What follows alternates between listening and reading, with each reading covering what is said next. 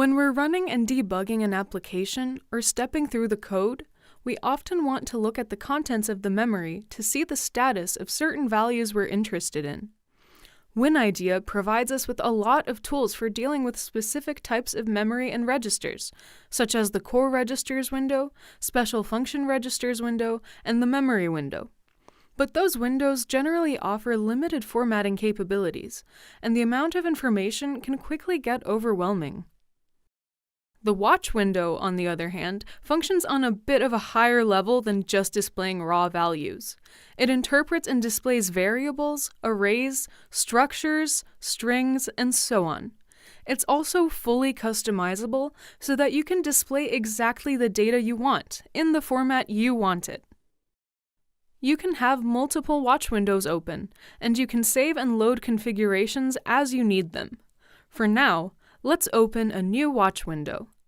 You can do that by clicking on View, Debug, Watches, and selecting Create. You now have an empty watch window that you can configure to display the data that you want. Adding items is as easy as selecting a variable name and dragging it to the watch window. You can also drag and drop registers from the core registers window, and you can do the same for the special function register window.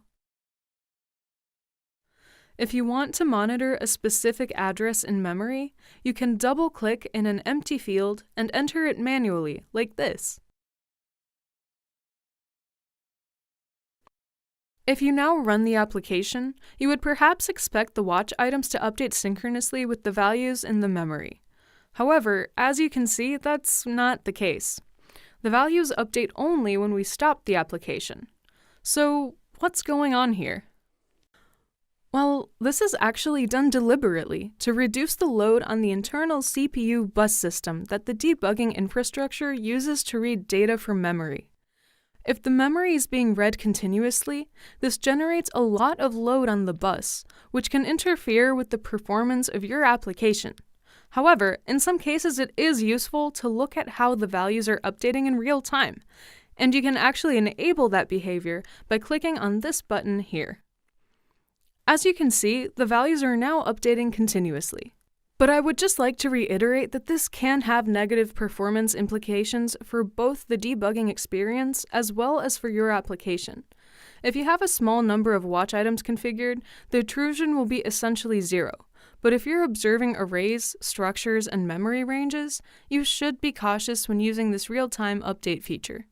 For this reason, we generally recommend that you turn on this feature only when you need it and to turn it off once you're done using it.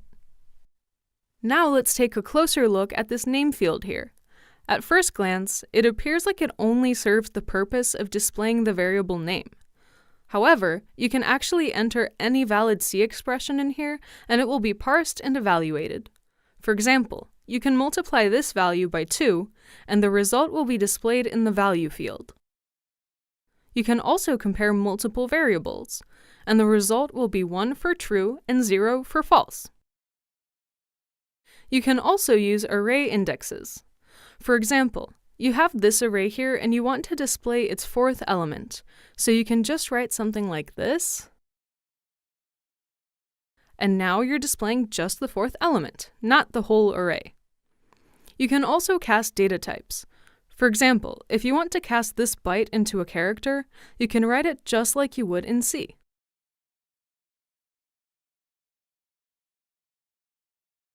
While the name field can accept all standard C expressions, we extended the evaluator to also accept some additional options that are specific to the watch window.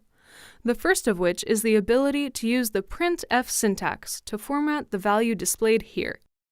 So you can interpret this value as a floating point number, just like you would in a printf statement. In addition to all standard printf options, we also implemented our own options for some really specific cases, such as displaying 8 bytes down from the current address in a hexadecimal format. There are many more options for formatting the display, so if you need to do something specific, refer to our help page, which explains all of these options in detail. The current contents of the watch window can be saved to disk in the form of a text file. If you click on the Save icon, everything in the watch window will get saved exactly as it appears right now. This is useful for quickly dumping the current values, but if you want to reuse this exact watch configuration in a different workspace, or if you want to close this window and reopen it later with the same variables and formatting, you can export the watch list.